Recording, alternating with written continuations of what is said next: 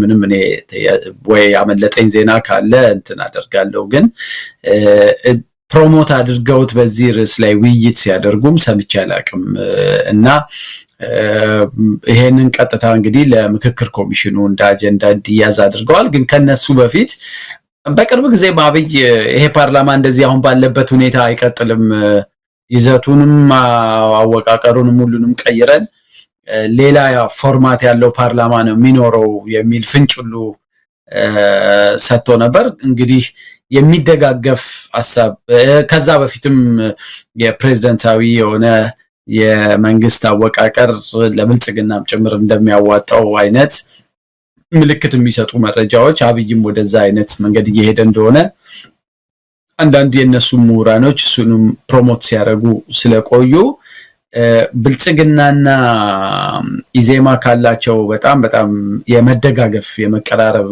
ምናልባትም እንደ ተቋሚ እንደ ተፎካካሪም ለማየት እኔ ፐርሰናሊ እንደ ተፎካካሪ ማየት ካለው ጠቅላላ ሁኔታ አንፃር ይቸግረኛል የሚደጋገፉ ተደጋጋፊ ኃይሎች ነው የሚሆኑት ምናልባትም ከዚህ በፊትም አንድ ውይይትም ላይ ፕሮፖዝ ያደረኩት መርጅም ቢያደርጉ ወደፊትም ምናልባት መርጅም ሊያደርጉ ይችላሉ ስለዚህ የጋራ ምልከታ የጋራ አቋም እንዳላቸው ነው ይሄ የሚያሳየው ምናልባትም አሁን ባለው የአገሪቷ ሁኔታና ምርጫ ከተካሄደ ኢዜማ ልክ እንዳሁኑ ፓርላማ ምናልባት አንድ ሰው ሁለት ሰው መቀመጫ ላይ ሊያስቀምጥ ይችል ይሆናል ምክንያቱም አገሪቱ ውስጥ ባለው ጠቅላላ ውጥረትም ምንም እንደው ከምሩ እንኳን መወዳደር ቢፈልግ ያገዛዝ ስርዓቱን አሁን መነቅነቅ የሚችልበት አቋም ላይ አይደለም ያለው ልክ እንደ ብልጽግና የፐብሊክ የህዝብ ቅቡልነት ችግር ከገጠማቸው የተቃዋሚ ፓርቲዎች አንዱ ነው የድርጅቱ ቁልፍ የሚባሉ አመራሮች ሲወጡ ራሱ ለህዝብ የተናገሯቸው ነገሮች እንደነ አንዱዓለም አራጌ ስለ ዳንኤል ሽበሺ ሌሎችንም ብዙ ሰዎች መጥቀስ ይቻላል እና ሲወጡ ቁልፍ አመራር ላይ የነበሩ ሰዎች ይሄ ድርጅት ካገዛዝ ስርዓቱ መለየት የምንችልበት ምንም አይነት እንትን ላይ አይደለም ስላሉ ብዙም አላስገረመኝም ትልቁ ነገር ብልጽግና የአገሪቷን ቀጣይ ፖለቲካ ይዞ እንዲቀጥል በደንብ ወገባቸውን ታጥቀው ፕሮፌሰር ብርሃኑ ጨምሮ አብዛኛዎቹ ሰዎች እዛ አካባቢ ያሉት ስለሚሰሩ የተደጋጋፊ የሆነ ነገር ነው ያለው የዚህ የናሽናል ዲያሎግ ኮሚሽኑ ላይ ራሱ ሌሎች ፓርቲዎች ያነሷቸው የነበሩትን ሲሪየስ የሆኑ ኮንሰርኖች ኢዜማ ብዙም ሲያነሳ ሰምቼ አላቅም ያገዛዝ ስርዓቱ የሚፈጽማቸው ትላልቅ ግድፈቶች ላይ በመደገፍ ነው ሲቆሙ የምታያቸው ስለዚህ የስም ለውጥ ካልሆነ በስተቀር እኔ ክሪቲካል ሰፖርተርም አይደሉም በቃ ሰፖርተር ናቸው የድጋፍ ድርጅት አድርጌ ነው እኔ የምወስዳቸው ስለዚህ ብልጽግናን የሚያጠናክረውን ነገር ከማድረግ ወደኋላ አይሉም ይሄኛውም አሁን ያቀረቡት አጀንዳ ተደጋጋፊ አቋማቸውን ማሳያ ይመስለኛል እንደው ያሬድ ነገሩ በጣም አስገራሚ ስለሆነብኝ ነው ምክንያቱም ብርሃኑ ነጋ ከ2-3 ዓመት በፊት ጀምሮ ነው ፕሬዝዳንታው እንግዲህ አብይ አህመድ ሊያደርግ ያሰበውን በእንደነዚህ አይነት ሰዎች በፖለቲካውም ሆነ በተለያዩ የሙያ ዘርፎች ትንሽ ከፍ ያለ ቦታ ስም አላቸው የሚባሉ ሰዎች ላይ ሄዶ ጆሮአቸው ጋር ሹክ ይላል እነሱ ደግሞ ያንን ያዛምቱታል ደጋፊዎቻቸው ባገኙት መዋቅር ባገኙት መድረክ ላይ በቃ ፕሬዝዳንታዊ ሊሆን ነው በቃ ክልል ሊያጠፋ ነው እንደዚህ አይነት ነገር ነው አብይ አህመድ ነው የሚናገረው ፍላጎቱን ይነግራቸዋል ከሱ መጣ እንዳይባል ብርሃኑ ነጋ ይህንን አጀንዳ ውስጥ ለውስጥ በይፋዊ ባልሆነ ግን እዚህ ድረስ መጥቶ ለደጋፊዎቹ ጭምር ሰብስቦ ነግሯቸዋል እዚህ ላሉት አሁንም ድረስ በሱ አምነው ለዘለቁት ታማኝ ደጋፊዎቹ የገለጸላቸው ፕሬዝዳንታዊ ይሆናል ጠብቁ አለ ምንድነው ፕሬዝዳንታዊ በመሆን የኢትዮጵያ በሽታ ይፈወሳል እስቲ ይሁን እንደው ብርሃኑ በዛ ደረጃ ነው አንድ ተቋሚ መምጣ ኢትዮጵያ ውስጥ አላላውስ ያለ ህዝቡን መውጫ መግቢያ ያሳጣ የሰላም ጉዳይ እዛ ላይ አብሮ መስራትም ካለበት አብሮ ሰርቶ የኢትዮጵያ ህዝብ እፎይ እንዲል ማድረግ ሲገባው በአብይ አህመድ ዜማ እየሰከረና እየደነሰ እንደው ተቋሚ ነኝ ብሎ አደባባይ መውጣቱ ከምንም በላይ ከብልጽግና በላይ የኢዜማ ጉዳት ነው ኢትዮጵያ ላይ ምክንያቱም ብርሃኑ ነጋ ነው በኢትዮጵያ ፖለቲካ ላይ ያለው ድርሻ ይታወቃል። አምነውት ደግሞ ከዳር እስከ ዳር ድርጅቱ እውነትም የዜግነት ፖለቲካ ይከተላል ብለው አብረው ትንሽ እንትን ያሉ ሰዎችም አሉ። ለነዛ ሰዎች ክብር ለኢትዮጵያ ሕዝብ ክብር ሲል የተወሰነ ነገሮችን በቁርጠኝነት ያደርጋል ተብሎ ተስፋ ሲደረግበትም ነበር። ግን ያ ሁሉ ጠፍቶ አሁን እንደው ቀደም ሲል አንተ እንደው አንድ ፓርቲ ቢሆኑ የሚል ነገር አነሳ። ቤኒሻንጉል ላይ አንድ ፓርቲ የተቃዋሚ ፓርቲ ሙሉ በሙሉ ብልጽግና መሆኑን በፊርማ አረጋግጠው ከዚህ በኋላ ተቃዋሚ አይደለም ከብልጽግና ጋር ተዋድጃለሁ አለ። እንደዛ ይሻል ነበር። በይፋ ከብልጽግና ጋር ተዋደናል፣ ልዩነት የለንም። ከብልጽግና በላይ ብልጽግና ሆኖ የሚጮሁት ደግሞ እነሱ ናቸው። በቅርቡ ግርማ ሰይፉ የኮሪደር ልማቱ ድህነትን አጠፋ እንጂ ደሃን አላጠፋም ብሎ በአደባባይ እኔን ግንባር ያርጎ ብሎ ተናግሯል። ይሄ ብልጽግናዎችም በዚህ ደረጃ በዚህ ቶን አልተናገሩም፣ በዚህ ድምጸት። ስለዚህ ኢዜማ ምንድነው? ለምንድነው የኢትዮጵያን ሕዝብ ንቃተ ህሊና የሚፈታተነው? ለምንድነው አሁንም የተቃዋሚ ካባ ለብሶ እንደ ተቃዋሚ እየተወነ መቀጠል የሚፈልገው? ይህ አጀንዳ የአብይ አህመድ አጀንዳ ነው። በዚህ አጋጣሚ የምክክር ኮሚሽኑ ማን እንደሆነ የተጋለጠበት ነው ማለት እንችላለን። ይህ ምክክር ኮሚሽኑ ዋና ዓላማው የአብይን አህመድ መንግስት ፕሬዝዳንታዊ አድርጎ የሥራ ዘመኑን አብቅቶ ወደ የቤታቸው መመለስ ነው። ይህንን ሊያስፈጽሙ ነው እየሰሩ ያሉት እንጂ ኢትዮጵያ ውስጥ ሰላም ለማምጣት፣ ኢትዮጵያ ውስጥ ምክክር ለማምጣት፣ ኢትዮጵያ ውስጥ ውይይት ለማስፈን አይደለም። አየናቸው።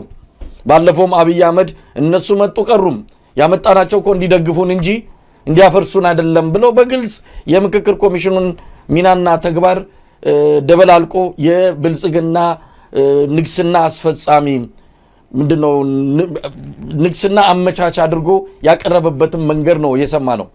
ስለዚህ ብዙ አካላት እየተጋለጡ በመጨረሻ ማን እንደሆኑ እርቃናቸው እየተጋለጠ የመጣበት ሁኔታ ነው ያለውና ኢዜማ ለምን ግልጹን አይናገርም?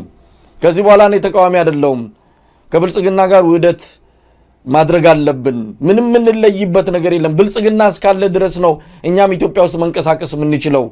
ስለዚህ ብልጽግና ነን ብለው መምጣት ቢችሉ አንድ ነገር ነው።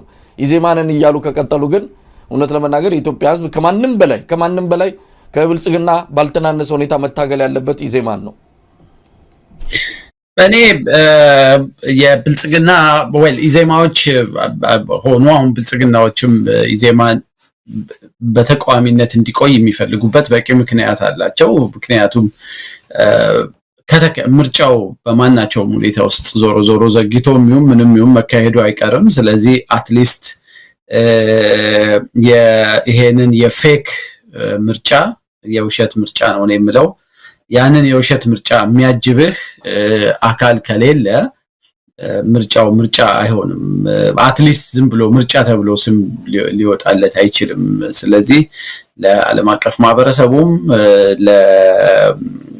ለሚደግፏቸውም በገንዘብም በምንም ቢያንስ ምርጫው ላይ ተቃዋሚ ኃይሎች አሉ የሚለውን ኢሜጅ ያመጣላል። ምናልባት ከምርጫው በኋላ ኢዜማ ጓዙን ጠቅልሎ ሊቀላቀል ይችላል ወይ እንደ ፓርቲም የፐብሊክ ሰፖርት ካጣ እንደ ፓርቲም ኤግዚስት ላያደርግ ይችላል። ግን አትሊስት ዋነኛ የሚፈለግበትን ሚሽን ከምርጫ ጋር የተያያዘው ሚሽን መወጣት አለበት። ስለዚህ ከምርጫው ወዲህ እሱ ሊሆን አይችልም። ከምርጫው በኋላ ግን ላይቀጥልም ይችላል እንደ ፓርቲ ወይም ደግሞ ምናልባት መርጅም ሊያደርግ ይችላል ወይ ሌላ መልክ ሊይዝ ይችላል። ለማንኛውም ግን ለዚህ ምርጫ አስፈላጊ ነው።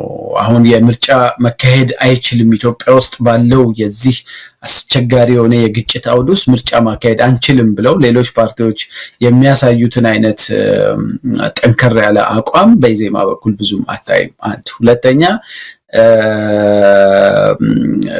ኢዜማ ሌሎች ፓርቲዎች የሚገጥማቸውን አይነት ፈተናም ያን ያህል አሁን በቀደም አይተሃል የኢሃፓ ሰዎች መሰብሰቢያ አዳራሽ እንኳን ማግኘት አልቻሉም። በየሆቴሎች ማስፈራሪያ ዛቻ እየደረሰባቸው ምርጫ ቦርድ ለይስሙላ ደብዳቤ ይጽፋል። የአዲስ አበባ መስተዳድር ከለከለ እንዳይባል የውሸት ደብዳቤ ይጽፋል። ከዛ በኋላ ግን ከጀርባ ደህንነቶች ስልክም እየደወሉ በአካልም እየሄዱ ሆቴሎችን ለነዚህ አካላት አዳራሽ አታከራዩ ይላሉ። ኢዜማ ግን ከራሱ ከያዘውም ኢንፍራስትራክቸር አልፎ ገና ሲገባም ሰፊ ሁኔታዎች ተመቻችተውለታል። በአገዛዝ ስርዓቱ በብዙ መንገድ እንደሚደገፍ ይታወቃል። እንኳን ኢዜማ